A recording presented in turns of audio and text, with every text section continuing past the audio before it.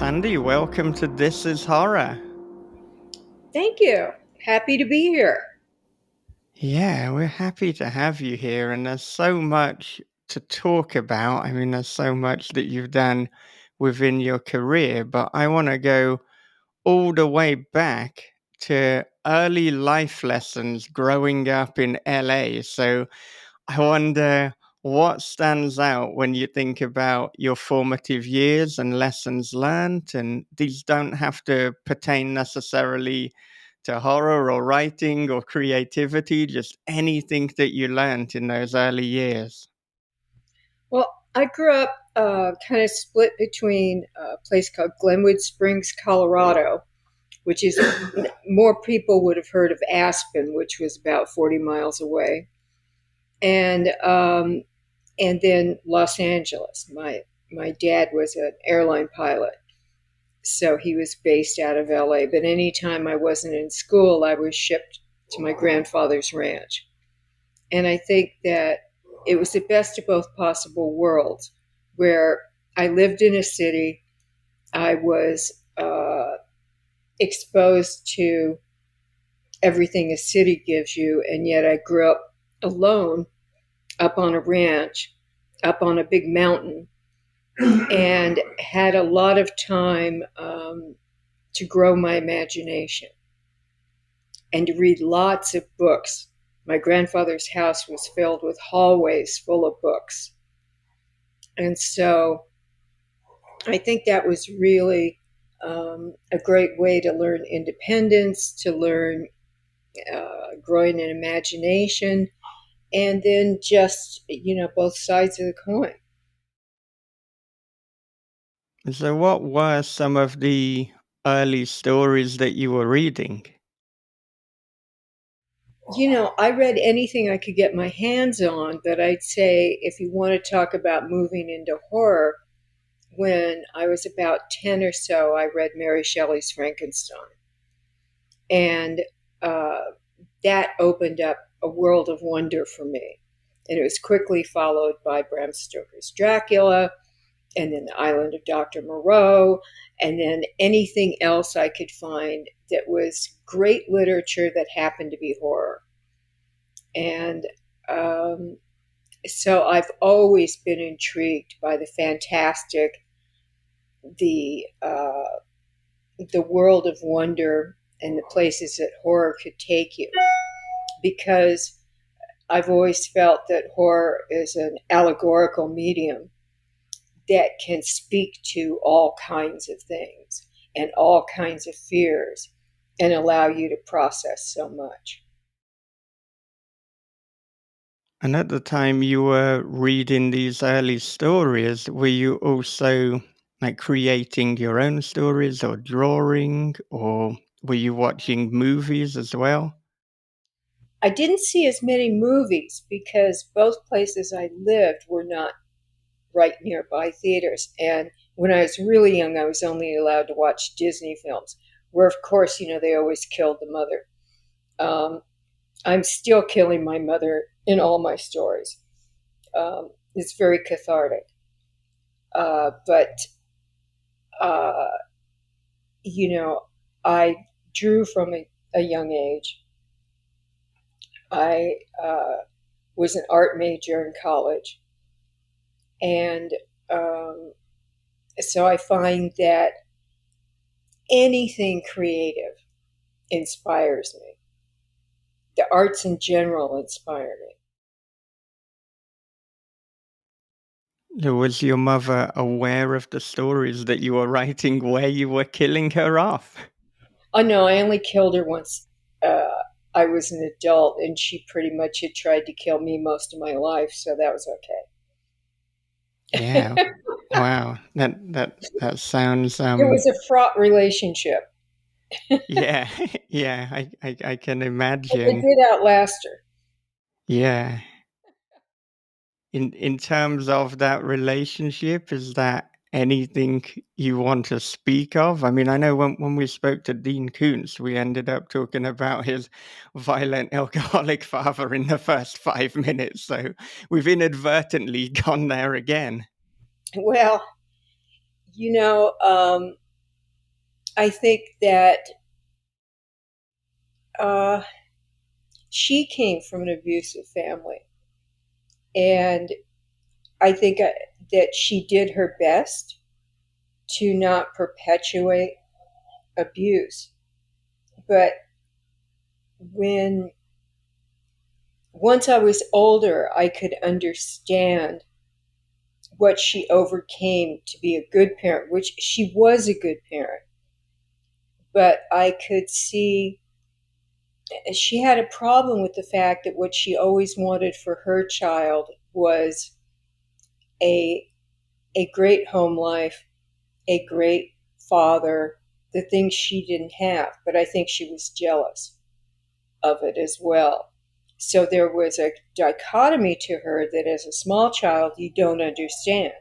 You don't understand how you can be loved and at the same time feel something else simmering beneath. And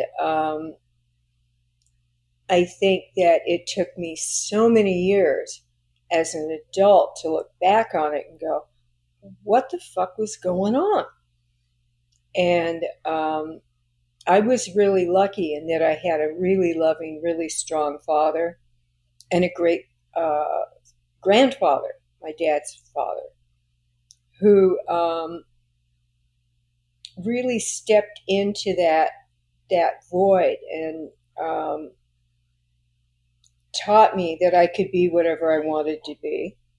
Never disabused me of the notion that no, I couldn't be a fireman because there were no women in the fire departments at those times. It was like, sure, you know, and made me feel secure and able to find my own wings. And later, much later in adulthood, I could come to a peace with my mother, understanding that she did the best she could. And on her literal deathbed, she wound up asking me why I was so nice to her because she knew she wasn't nice to me.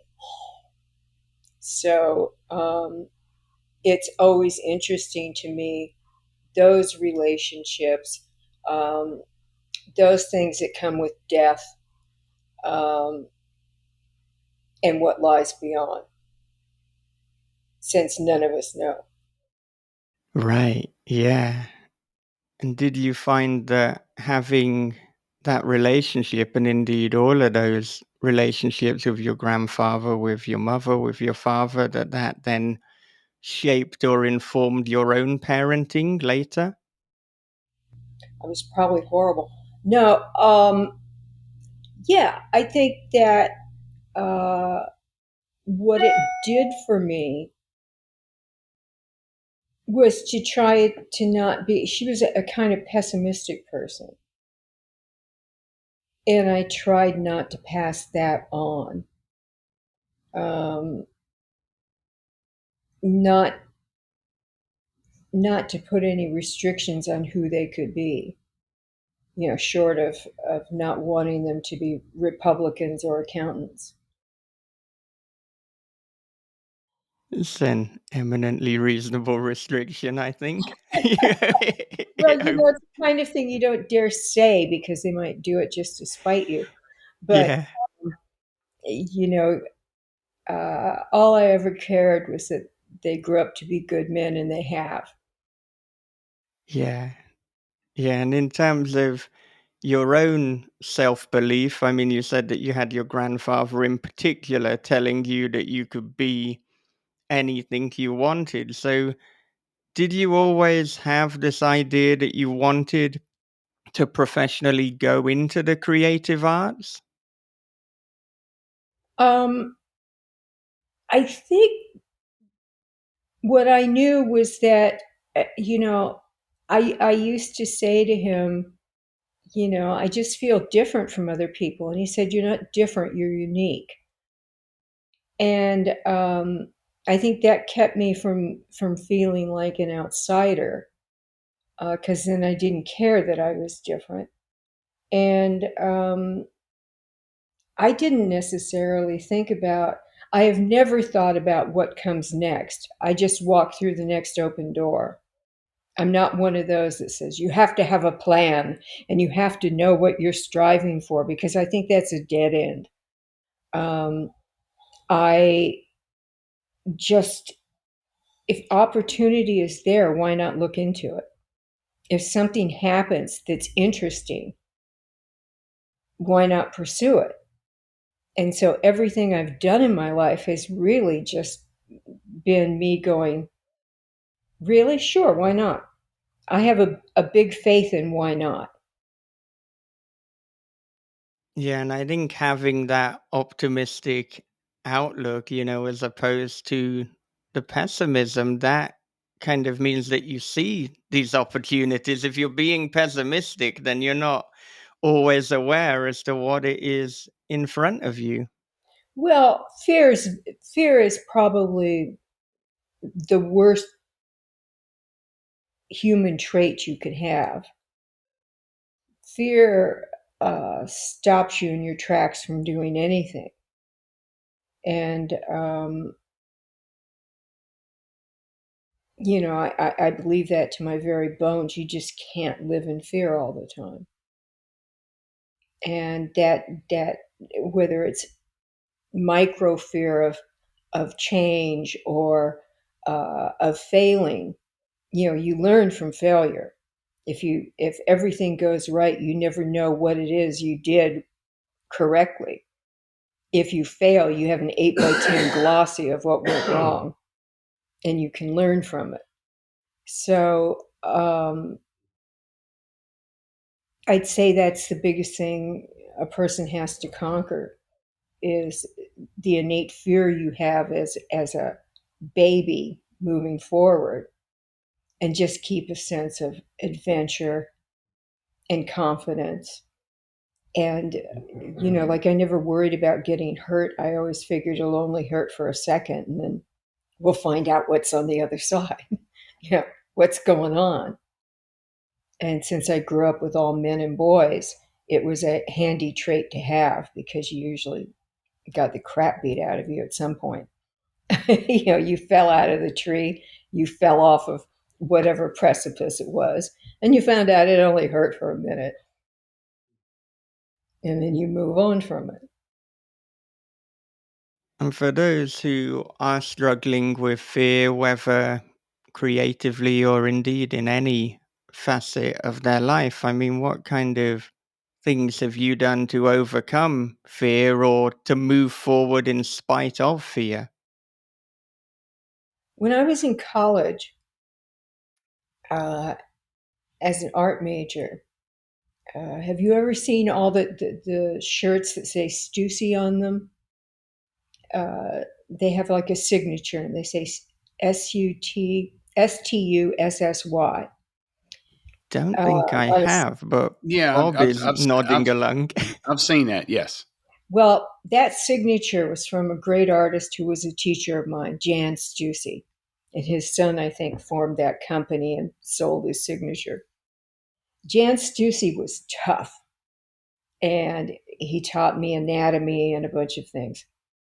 And he taught me not to be precious with my art. And the way he taught me was I was a little constricted, and I would get precious with my drawings. And he would tell me I was being too precious, and he would tell me I was being too careful. And so he came over and just ripped up one of my drawings one day. He said, "Now take this and paste it out of order onto another piece of paper and draw into that." And he said, "And see what comes out." And while I was cursing him for tearing up my precious drawing, I found I could make something else fabulously interesting out of it. And he would challenge me all the time. And I thought, God, he just thinks I'm shit. And I would, draw back into this, tear this up, do that. And, the end of my first term with him, turn in the portfolios of work, and you wait, for the voice of doom at the end of it. And I get back my portfolio with this full page review and an A plus on it. And he said, "You found courage." and, and he became my favorite professor. Um, and I, studied under him for a few years. But it's those kinds of challenges that sometimes you need the kick in the ass. Sometimes you need to dare yourself out of a comfort zone to see what's under it, what lies inside you when you're not being careful, when you're not being the A student from elementary school who was always considered the best artist or the best whatever. And you get so constricted, you are no longer anything but mediocre. And Hmm. when you get scared to write every day, even if it's bad, and eventually you'll write yourself out of it. And people with writer's block, it's because they can't reach their subconscious and their unconscious in order to get to where your dreams are, get to where you only see things in when you're sleeping. And then you'll open those channels. You'll find where your mind really is. And Hmm. that's where originality comes from. Yeah, he taught you how to attack your art fearlessly, Yeah. and Yeah. I've been preaching that to myself and others for a while now, and I think that's how you hit on originality Yeah. is to attack it fearlessly. And it's sometimes it's tough to do, but you just have to push through it. Oh yeah. And so what if something comes out bad? Mm-hmm. Tear it up, do another. It's a piece Right. of paper. Whether there's typing on it or a drawing on it. Mm-hmm. We're not neurosurgeons. No one's going to die on the table. We're not killing anybody. It's just, that's okay. Just do it again. Do it Yeah. again. What's locked in there is going to come out. You're Yeah. safe. You'll be fine. Yeah, I always think of Samuel Beckett's advice, fail again, fail better. Because this is a process. We just continue to Mm-hmm. fail. Hopefully, we fail a little better each time. Sometimes we don't, but as you say, so what? It doesn't Yeah, matter as long as we're continuing. exactly. It's the ultimate so what? And who cares whether everybody likes it or you speak to one person? The whole point of the arts is to communicate outside yourself. But you have to say something, whether it's a painting, a movie, a book, a comic book, anything. Say it. Have a reason. When people bring me stories, I ask them why they wrote it. What's your why? It's not just a scene. Don't tell me you just want to splatter guts somewhere. What's the story? What's it about? Why do you want to splatter guts on the wall? If you just want to splatter guts on the wall, go to the butcher shop and go throw something on the wall. You know. But if you want me to read what you've written, tell me a story.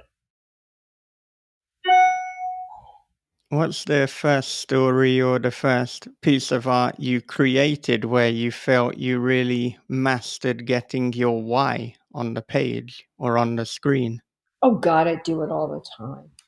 There's times where, particularly when I first started writing comics, um, just because you've read a lot of them doesn't mean you know how to write them. And so I was first starting writing comics, and I had a lot of great advice from a bunch of great people in comics, and I plowed in there, and I was writing, and the next morning I go and read it, and I thought, I feel nothing, because to get 22 pages to have suspense, thrill, terror is next to impossible.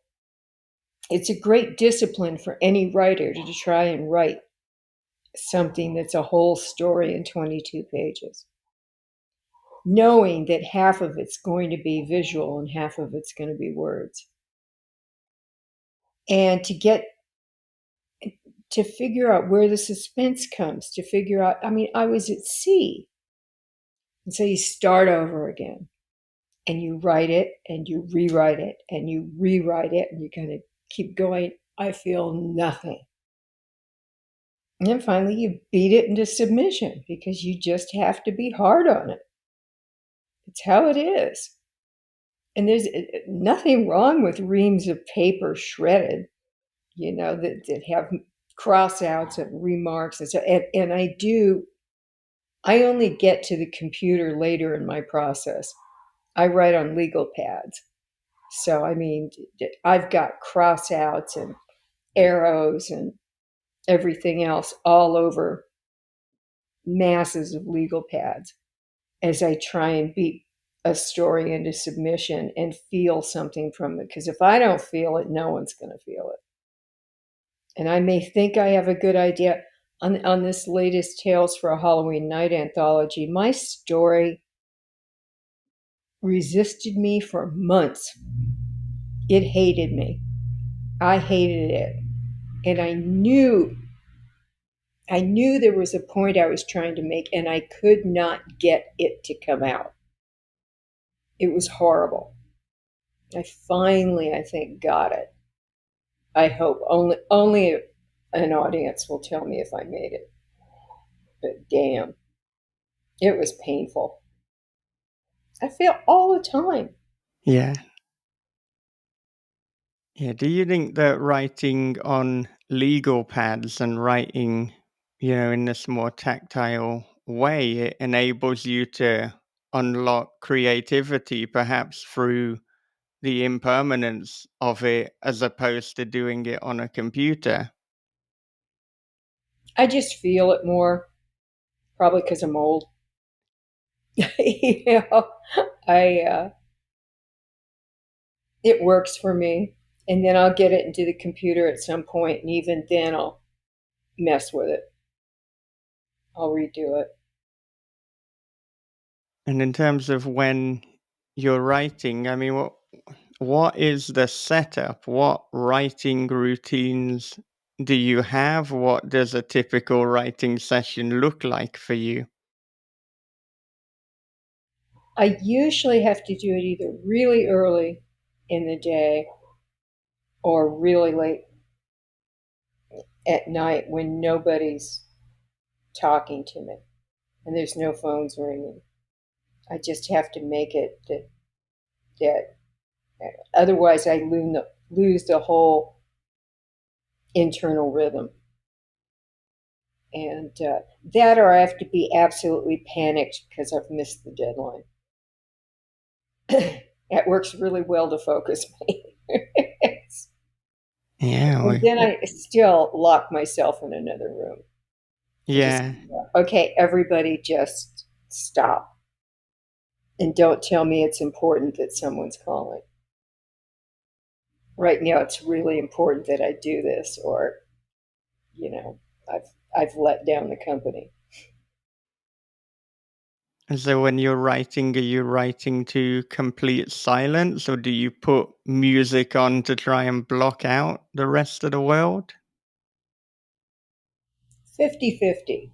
Sometimes I'll put on music, um, though it has to be like movie soundtrack music, no words, or I'll go off on that tangent of what that writer was trying to say. Um, I can write to straight uh, orchestrated music. Um, or dead silence works for me because I'll create a whole universe in my head and I'll be fine. Do you tend to find that you'll listen to the same album or the same track for each project? I mean, so when you've got a project, you're like, right, this is the album that I'm pairing for this, or is it anything goes? It varies. I'm not, I'm not that predictable. I've tried to be one of those people that goes, okay, so and so always has a theme, and I'll try that, and it's yeah, it's not me. I'm not even consistent to myself. Right, right. Well, I know early in your career you worked as a script supervisor on a number of films, and I wonder, like logistically, let's take They Live. What did your role as script supervisor involve? Well, on They Live, if you'll notice, there's a couple of movies of John that appear to be um, written by made up people. And those are movies that he and I wrote together. So my script supervisor position was really a crew position that I was actually one of the producers on They Live, and I worked on the script with John. Um, and then on Prince of Darkness, I worked a bit on that script, um, and also associate produced that. Though on that, the main title single card credit of script supervisor isn't given on movies. And that came about because I had the right to any producer credit I wanted. And I said, I want my main title single card credit to be script supervisor. And they said, no, you can't do that. I said, look at my contract. It says I can have the title I want.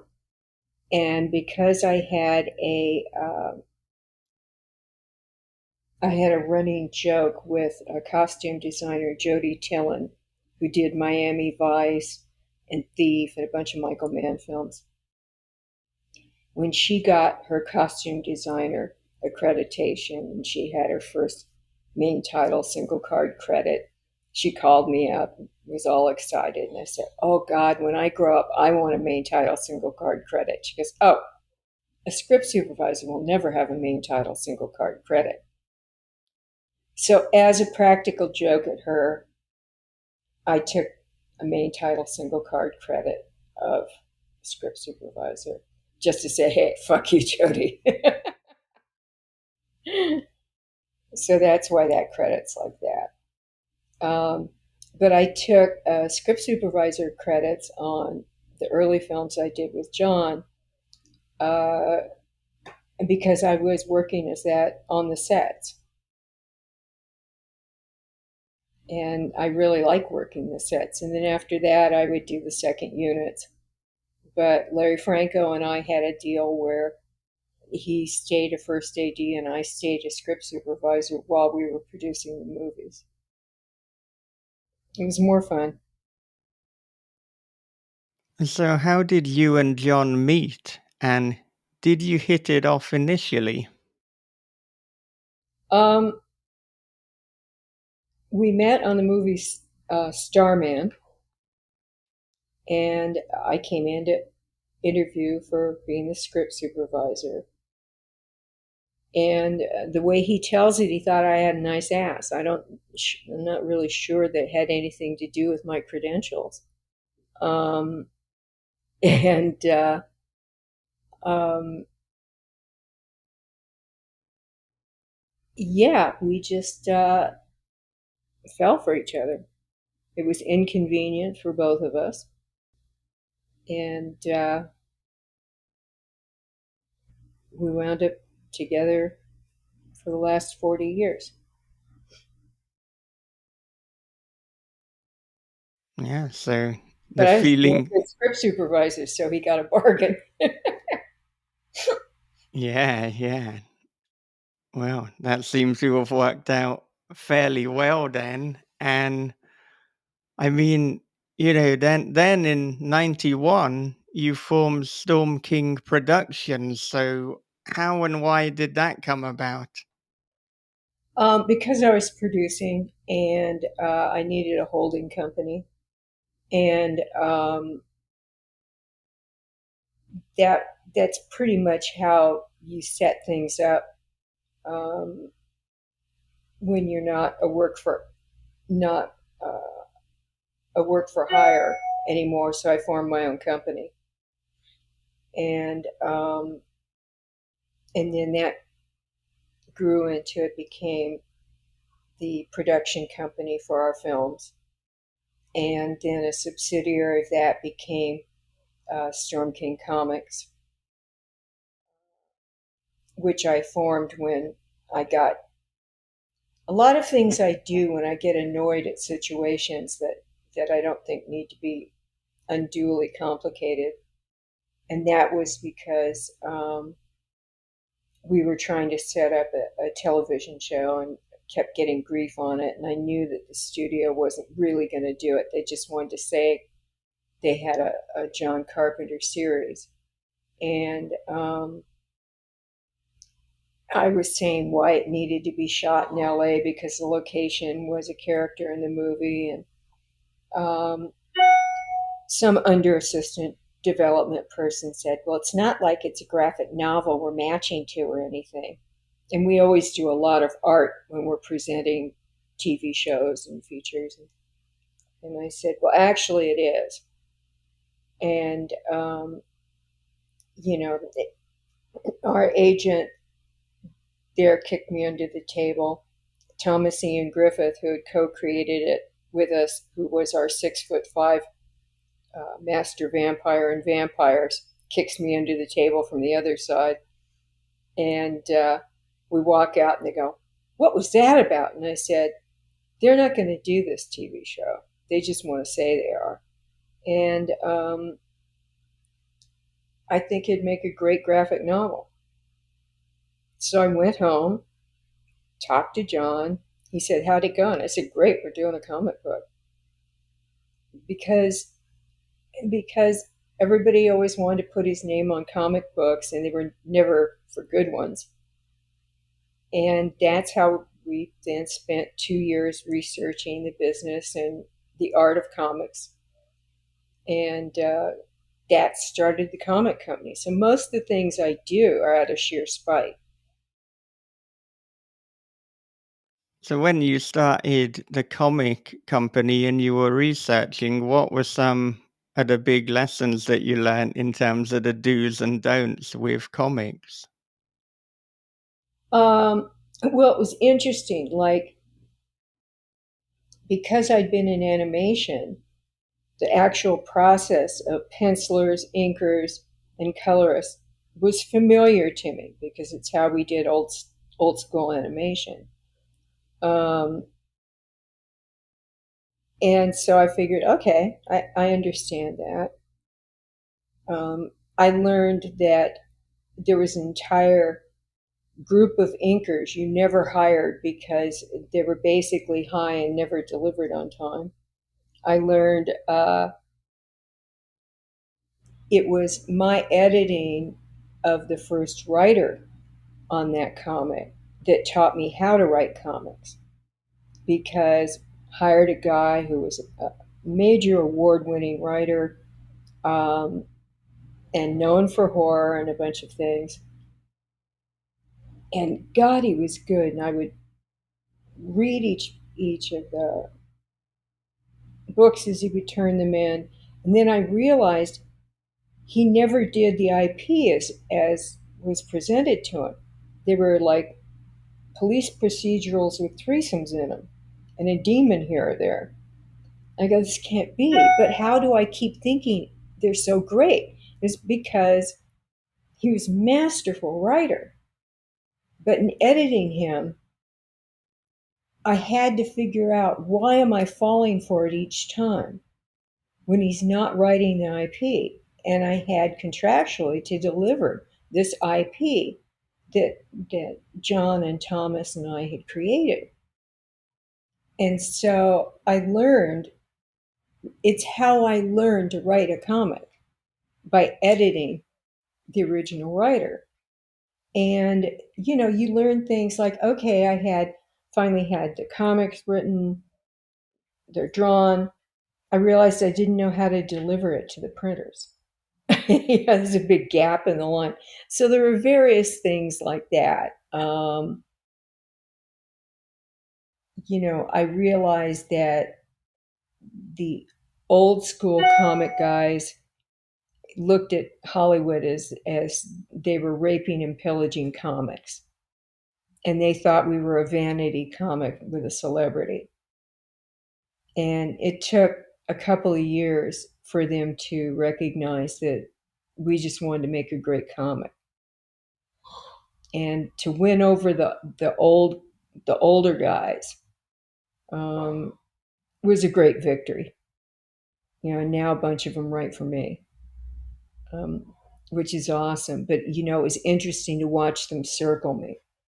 And Marv Wolfson came by my booth at a couple of conventions, and I would be terrified because he's real quiet. And then I found out he was just really shy.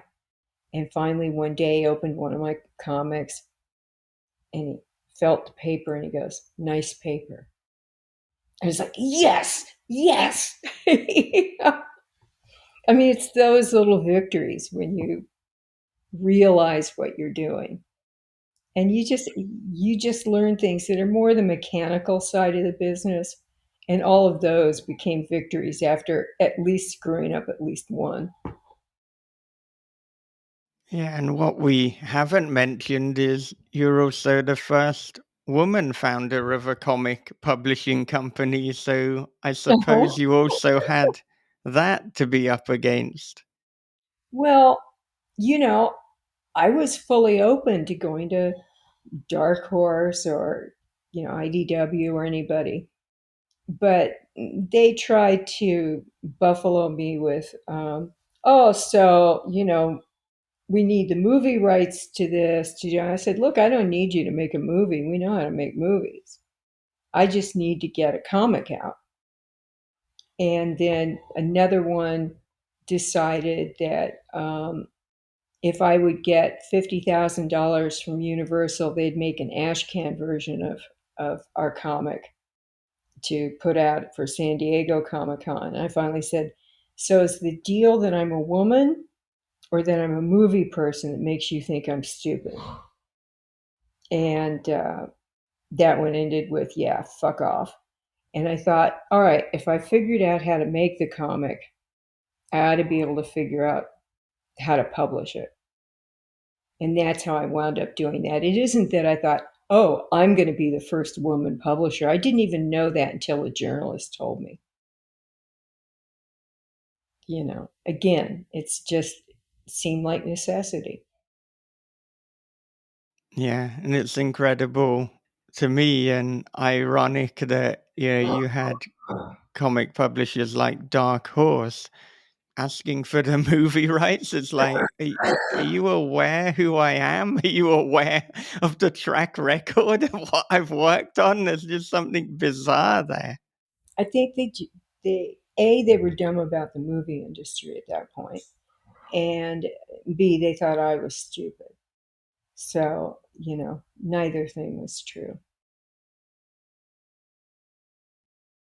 Yeah, it seems like there's a kind of pattern of people underestimating you, and luckily you come out victorious. I didn't realize it was a boys' club. I really didn't. And, I had been in the movie industry already. And to me, it was a big so what if they thought they were going to be intimidating. I mean, please. There's a lot more intimidating people in the movie industry, and they didn't face me. Why would these punk asses in comics face me? And it's just like, get over yourselves. And I think they just figured I would go away. Instead, I started having a really good time. And, if I'm having a good time, you're not going to get me out. So, and then we won awards for our first comic. And, that just makes me grow fangs, and I'm going to stay forever. Oh, that's wonderful. And who were some of the people that were being supportive? Who were some of the people that helped, teach you about the comic industry? There were people that were so kind. Um, Steve Niles, Tim Bradstreet, Jimmy Palmiotti, um, all of these guys in different ways taught me different things. Uh, Jimmy Palmiotti would come over and sit in the booth and go, "Where's your fucking name? I don't see your name anywhere." And I go, "Well, nobody cares who Sandy King is." And he goes, "They will." He goes, "Put your name up there. Where's your picture? Where's da da da da?" And he came from marketing background, and I learned you listen to the mayor of comics, and that's when I started putting my name up there. Started putting my picture. He said, "The fans want to be part of your club. They want to feel like they belong to you. They want to recognize you on the floor of the convention." And I was used to, as a producer, um, staying behind the scenes, because in those days producers still stayed behind the scenes. Now, of course, they all think they're celebrities, but I wasn't used to putting myself forward. He taught me that doesn't work in comics. Tim Bradstreet um, was just great with referrals to artists, with advice about uh, covers. Um, uh, I'm drawing blanks on last names. All I can think of is Barbara Kessel taught me about where to put the title on the front cover because of how they line up in the comic shop. It might look cool in the middle, but you're not going to see the title. Fundamentals. Um, there were just really kind people who would come by and go, "Oh, by the way," yeah, "Oh, okay." And in return, that's when I started always having a cappuccino machine in my booth at every convention. And every morning when nobody can get to Starbucks or anything, they come over to my place and have a cup of coffee to get them going. Um, and, we try and have sandwiches and stuff. And they learned I was a good booth neighbor. So I'm eternally grateful to all the people that have taught me anything. Yeah, and you mentioned Steve Niles. I mean, just one of the best in the Oh, yeah. entire industry. And I mean, we've been reading some of the forthcoming and the recent releases, and I mean, two of them, the Killing Hole was Steve Niles, and then the God List was Steve Niles, and Yeah. I'm blanking on the co-writer's name, Hmm. but there's such a breadth of stories. I mean, and this is the whole thing with Storm Kings anyway. I mean, that there is an obvious aesthetic, but you've got so many facets from the John Carpenter line to Storm Kids to the twisted line as well. But Yes. with the Killing Hole in particular, I was blown away by this coming of age story. It's so understated, but it's so relatable too for anyone who's been a loner at school or at college. And Yeah. my goodness, I felt things in that graphic novel that 600-700 page novels have not made me feel. Hmm. Now, I think he really topped himself with The Killing Hole. And the God List I really like because it's like an old fashioned caper movie, like, as they're all searching for this book. Yeah, And and uh, its reveal is interesting. it had this and I hate to say it, like this Dan Brown but horror Yeah. feel to it. And scenes of it reminded me of like the original Omen, when Hmm. Gregory Peck goes on his journey to find more about his son, and it was very I loved it. I mean, I'm so and glad. yeah, it's great, and I'm really excited to see more. So that's Yeah. you know I get in these little binges every once in a while. We're getting the comics, and now I'm back, baby. So that's what I got to say now. No, I think that by pulling out of all of these different areas, by me having screenwriters, comic writers, novelists, I get access to some really interesting writers who are willing to go that the places no one else is writing right now. And I feel like this year we've got some really great books. You're talking about pulling people into comics. My understanding is it was you who got David J. Scow writing comics. Uh-huh. So, what's the story there? Oh, he just hates being left out of anything. He's a longtime friend, and and he kept sniffing around and getting really curious about it. But he's also friends with Dwayne Straczynski, and so Dwayne was over at the office with him and said, "Okay, look, I'll show him how to write comics if you're willing to listen to him." Because David's a package. And I said, "All right, if you can get him to format correctly, I'll take the story." And so Dwayne saved his ass.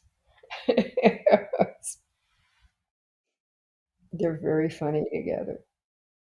So Yeah, David is such a unique writer and human being. We've had the pleasure of speaking to him on This Is Horror before, but his collection, Seeing Red, I think is possibly the most underrated short story collection of the last 50 years. I want more people to experience it because he's a hell of a talent. yeah, he is. He Mm-hmm. is. And it's just if you, but he has things he likes to fall back on, and he likes to repurpose a bunch of his stories. So one of the ways I trick him into some better things is to do things like I'll have a painting from one of the comic artists and said, "David, I need your help. I need 5 pages out of you to go with this painting," and make him write something to the art, so that he'll actually put his brain in gear and not try and repurpose something he's already got because he's brilliant. But he'll try and schmooze around and do something. I go, nope. you know. Um, but I mean, to me, one of the funniest and greatest of our sci-fi books is when he has, and I'm drawing a blank on the name now, but when he has an alien spacecraft crash land into a high security prison during a prison riot, and it's hysterical. I mean, it's great action, but it's also funnier than hell. Um, I don't know. He can crack me up all the time. Yeah, yeah, and I think the comic format is a great place to combine horror and comedy, which, yeah, when they're done together, they work wonderfully. But I'm not sure there's a better medium than comics for capturing that. Hmm. Oh, it works really well. And in terms of Storm King comics, I mean, how would you describe the vision and the aesthetic? Well, one of the distinguishing characteristics, besides the fact that it's all horror and sci-fi, except for the kids, Storm Kids, which is beginner horror, um, is that it's, for the most part, pretty cinematic. It distinguishes itself by the adult horror isn't slasher or it's it's more esoteric. It's got a less. It's more thoughtful horror. It's got existential things that grown-ups think about, um, life after death, issues of faith, um, and then particularly in Dark and Twisted, it's got horror from real life, serial killers, things that could actually happen that aren't monsters and ghosts and stuff. Um, so I think that we provide different kinds of horror for different audiences. The science fiction all has horror in it, but um, I feel like it's pretty sophisticated for the most part in the stories. So generally, once we have a reader, we keep those readers and they come back for more.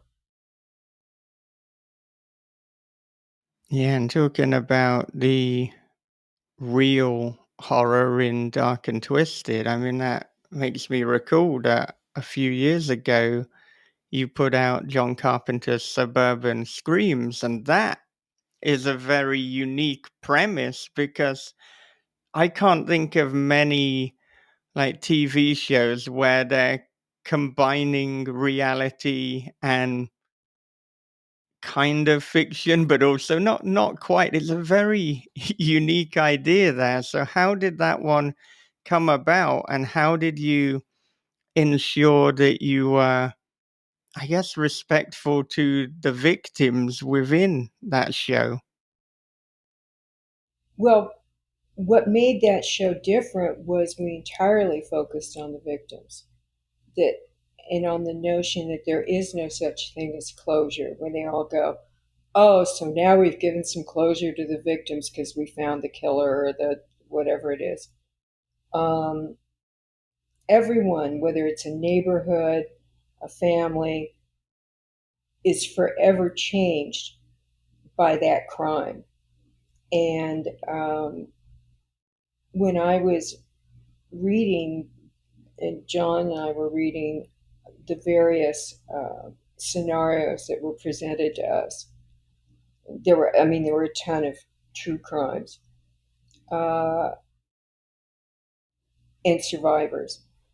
The thing that got to me was all these people are uh, affected for life, some more troubled than others. And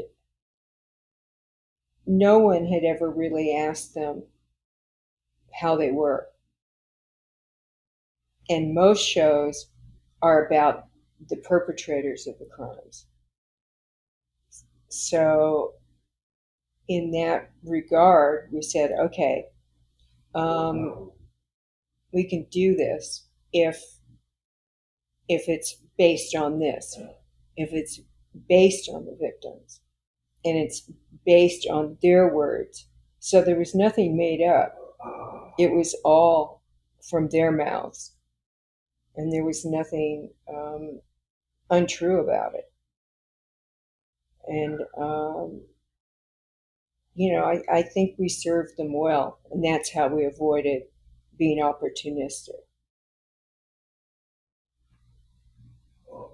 Yeah, and I understand one of the episodes, Phone Stalker, it was directed by John, but it was quite a unique way in which it was done because the directing was remote. So talk us through how that happened and what did that logistically look like? Well, he was completing an album at the time, and so he had to stay in LA. And so I was his eyes and ears in the Czech Republic. And we set up a situation where he could talk to myself and the actors and the set um, via Skype. And at the same time, we had his ability to see what the camera was seeing through a big screen television at home. And we adjusted our hours so that he could direct during the day here in LA, which made it so we were shooting at night.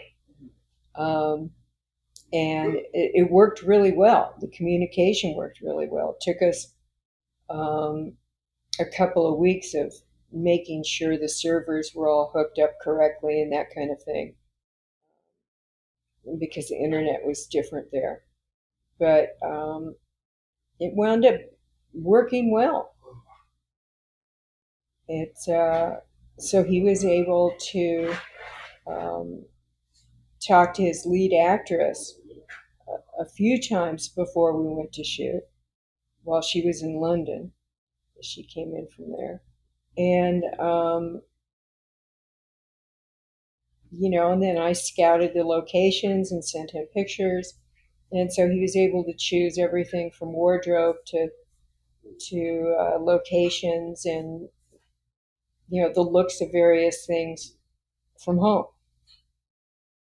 And I think he wants to do that for the rest of his movies.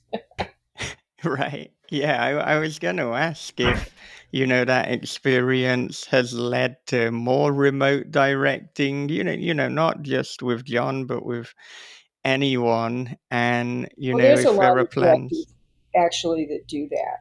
Mm, Because you can't, some of these really remote places and stuff, it's hard to do. But, and they've used, you figure if they've used video assist and they've shot television stages for so long where you're communicating, through radio. It's not the only thing that's new about it is that you can do it literally to a time zone that's 12 hours away, and you're not anywhere near where we can run to your trailer and say something. But it worked really effectively,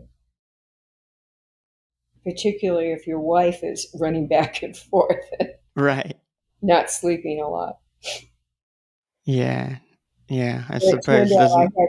I had to be there anyway because we were doing rewrites on all the episodes. So it worked out. Do you think there might be a second season? No, no, Peacock killed it. Yeah. They wanted all this extra work and vetting all these other scripts, and then that was that. So we mentioned before that one side of Storm King Comics is Storm Kids. So, I mean, how did that come about? And what can you tell us about that line in terms of the audience and what you're doing? Um, I noticed at the conventions, people almost always have their kids with them.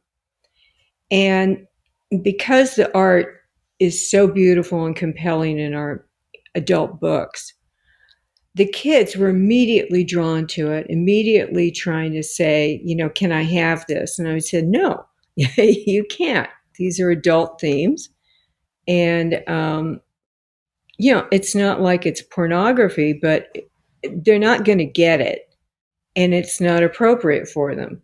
And the first thing that half of these people would say was, "Oh, he watches Walking Dead." Well, that's a soap opera, with zombies in it. Um, which there's nothing wrong with that, but it's not at all what we do. And so I started thinking about it, and I did a short comic, a giveaway for Free Comic Book Day, that was more attuned to kids, just to see if anybody responded. Now the cat's here. Um, and they did. And I thought, if we can create just a couple of books for kids, then I can offer something to the different age groups, um, where I won't feel guilty about it. And the big thing was to have things adjusted to their ages, so that it was only what was appropriate for the different age groups. And so I don't want to scare, 4 to 8 year olds. That's mean. So those books are just so that they can feel included at Halloween, or they get to have something when everybody else gets to have something. So there's ghost bunnies, there's things that won't scare them, but they can feel like they're part of the party. And it was no coincidence that those books, for the most part, have the main one that people pick up has illustrator from Disney, so that it was very kid friendly in its look, and I felt it was high quality. And these books are written by the same people that write the adult books, except in the case of the one that's got the Disney illustrator. That's written by Jeff Belke, and he's very childlike, so it worked out fine. Then we have the 8 to 12-year-olds. They're starting to experience separations, deaths, those kinds of things. But again, you want the kids to feel empowered, that they can handle whatever is is happening to them. So the idea is, you want them to feel like, yeah, bad things happen in the world, but you can handle it. You can take it.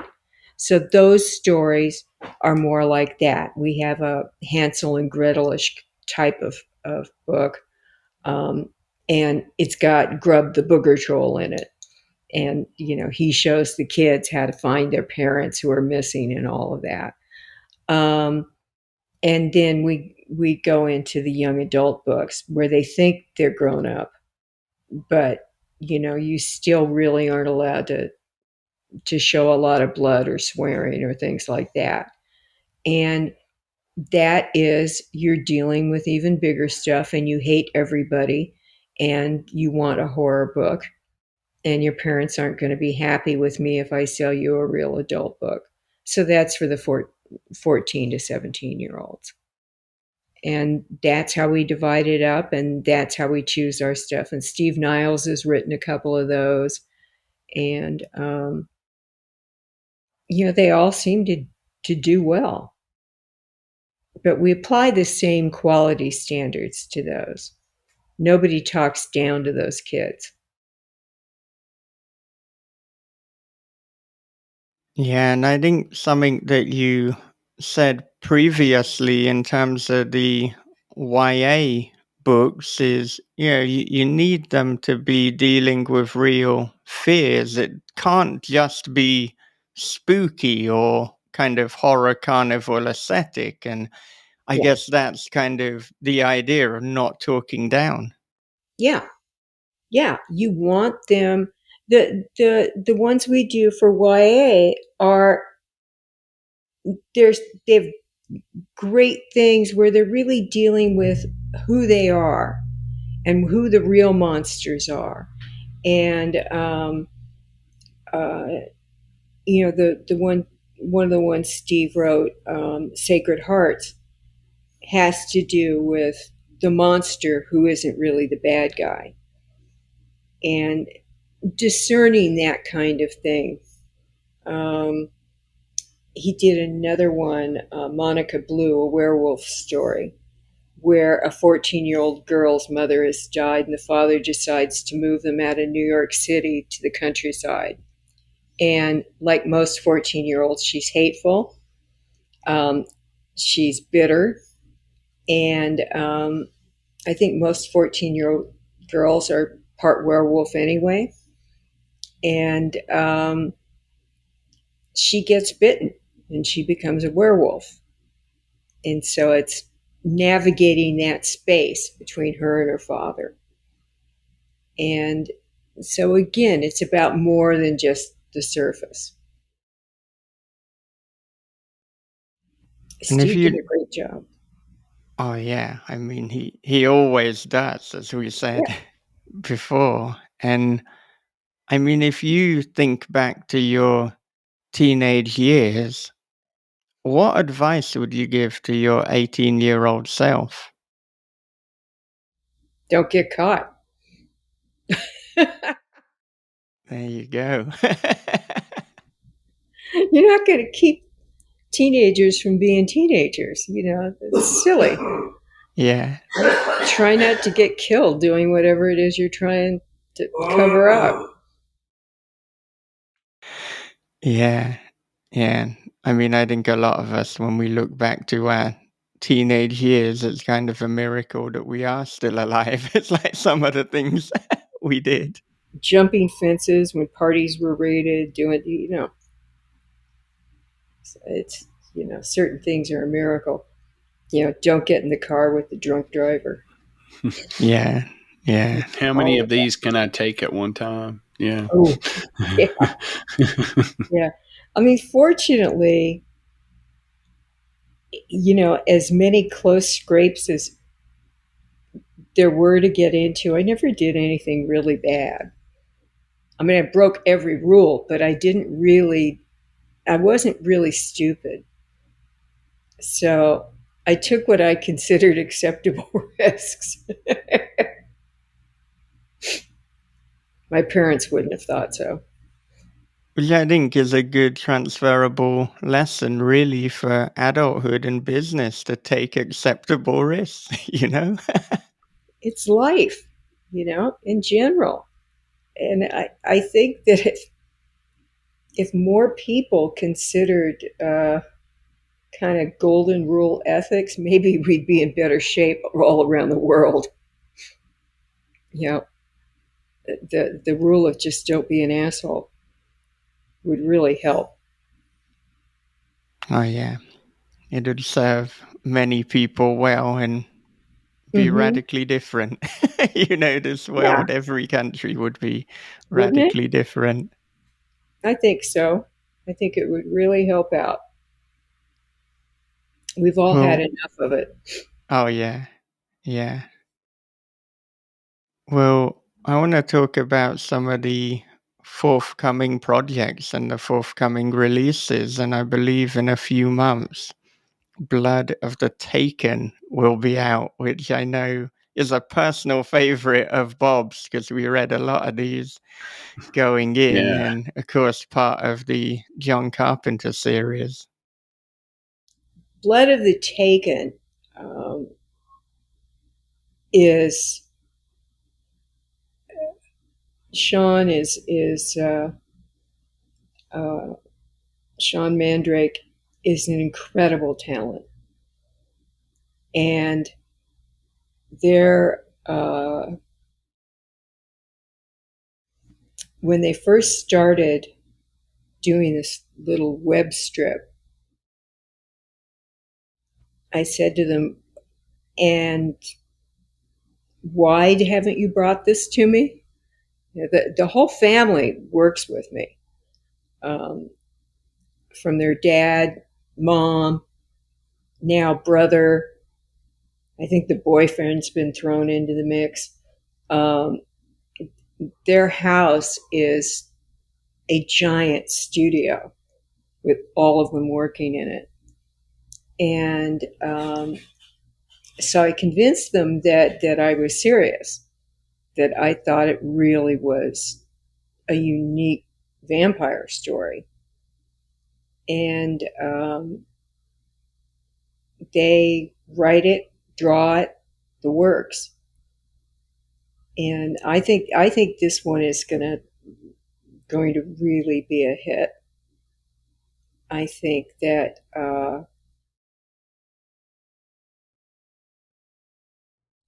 they represent the LGBTQ uh, community, both as a creator and the great things that are in that story that I don't think anyone necessarily. It's not a preachy book, so I think it gives a fun, inclusionary story that doesn't shut anyone out by being preachy in any way. It's just a matter of fact story. That's a great ride. Don't you think so, Bob? I felt it was fun, engaging. Every panel had something to bring to the story. I don't think that there was any panel that was wasted or anything like that, and I enjoyed just marveling over the actual the art. There's so much. There's a lot of blood, and there's a lot of goriness, but that's surface level. It goes deeper than that, and it tells a very interesting story of what happens when you run afoul of a vampire who's just dead set in having their way, and it's just and it's like and it's like, oh well, this is just the way things are going to be, you know and then you have this when you to see a story where vampires turn and have to deal with that. I love that kind of stuff, you Yeah. know and we don't see it too often. And so when I see it portrayed, like, what do you go through when you turn? What happens? And this story, and there's so much to it, and it brought it to life, and I was like, wow, this is really good, really really good. I thought so too. And what a talent Sean is. So I'm Yes. terribly excited to have the first book coming out. Yeah, yeah. I mean, after reading it, I was looking for more of Sean's work, but there doesn't seem to be, as you say, it's the first book, so Yeah. like bookmarking Sean for the future and seeing what they come up with, because for that to be the debut, Yeah. holy shit. Yeah. Yeah. Yeah. Well, That's an it's a understatement. pretty illustrious family, and anything they that any of them put their hands to is just remarkable. So I get excited every time we do New York Comic Con because I wind up with the whole family in my booth signing because they're all working on something for us, and I can't wait for Sean to be the star. Oh yeah, and I mean, you spoke about representation and the LBGTQ in comics, in that one in particular, but it's something that I see throughout the vast majority of Storm King comics books. And like you say, it's never preachy, it's just, well, it's reality because this is part of reality. This has always been part of reality. So, I mean, it's a little bit odd, really, how for decades there wasn't a lot of representation, or it had to be There was hidden, no. for political, for bullshit reasons, to put it quite bluntly. And, one that comes to mind, another one that I really enjoyed was Death Mask. And, the central protagonist. is in a relationship with a woman. She's a woman as well, and yeah, this is reality.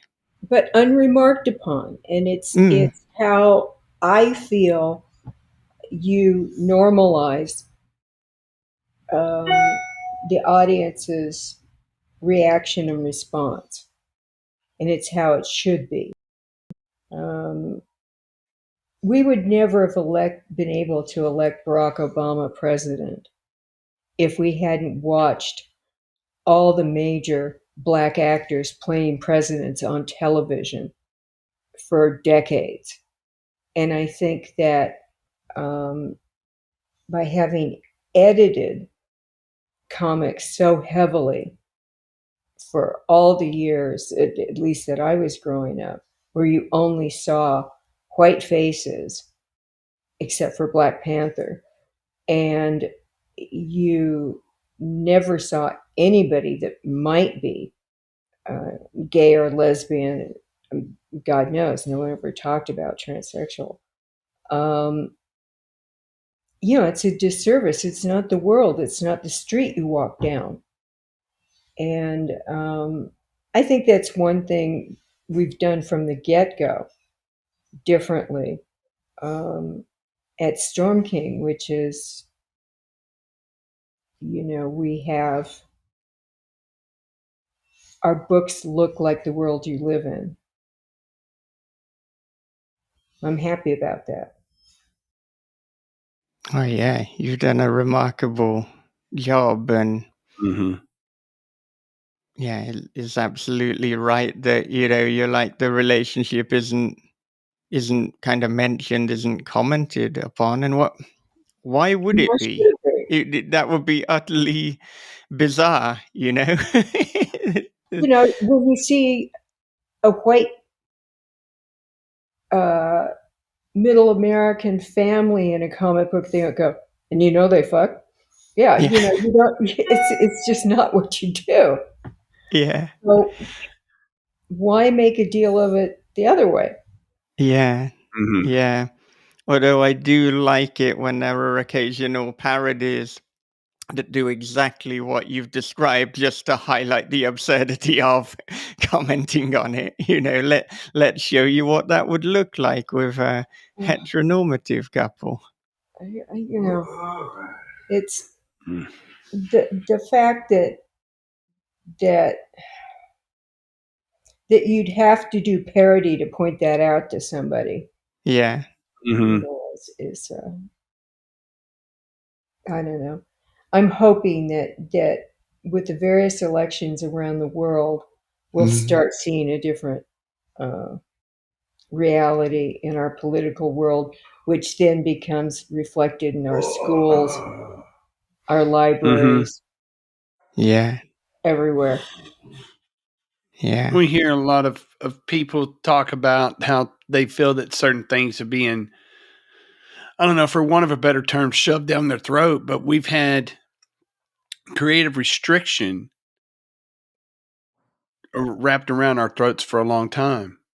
Oh yeah, And it's to me, I feel like the shackles are they're breaking away now. It's about fucking time. Um, but you know, to do it in a way that's not preachy, that's based in reality, that's where it's going to happen. yeah. It's the only It way it has can't to be. happen. It has to be. It.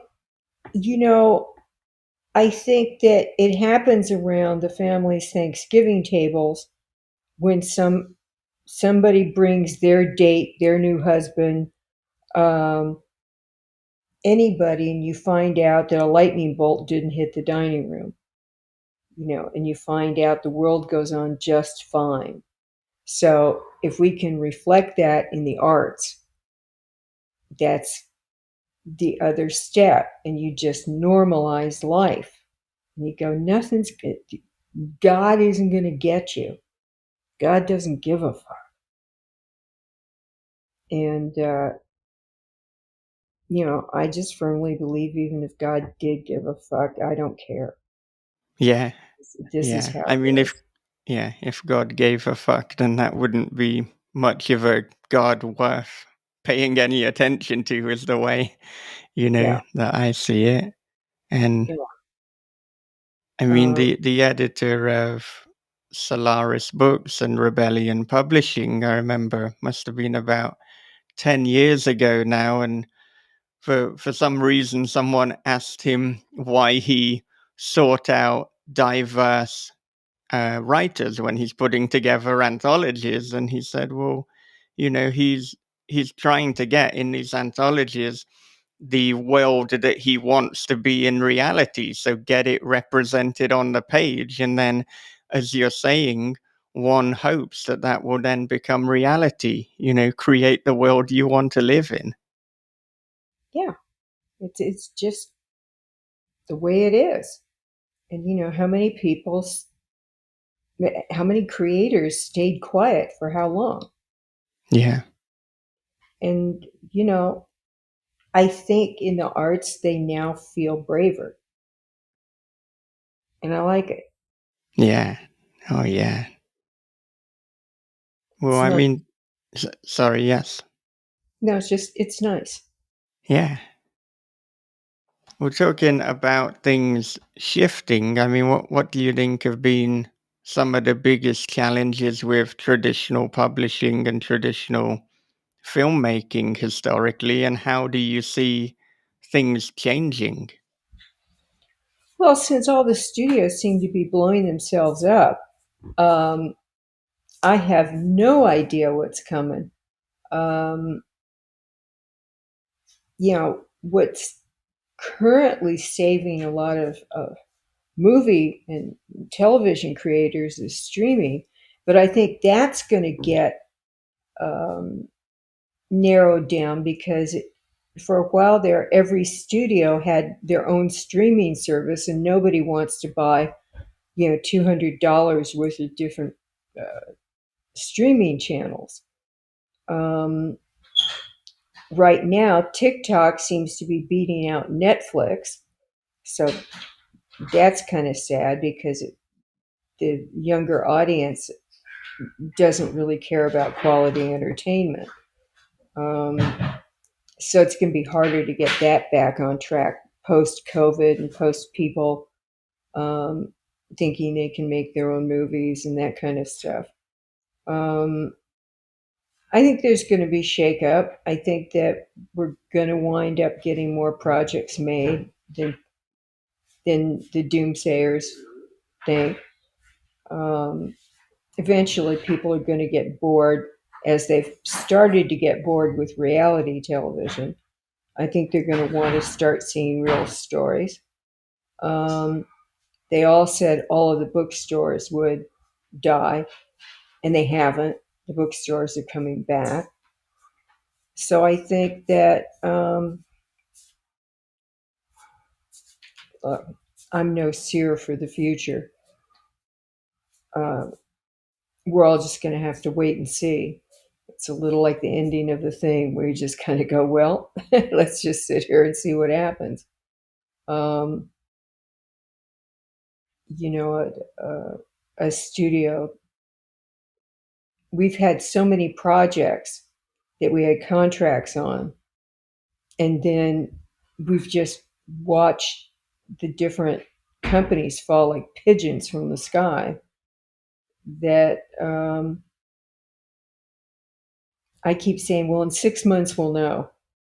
And I've said that now for 2 years, so let's see what happens. I don't know.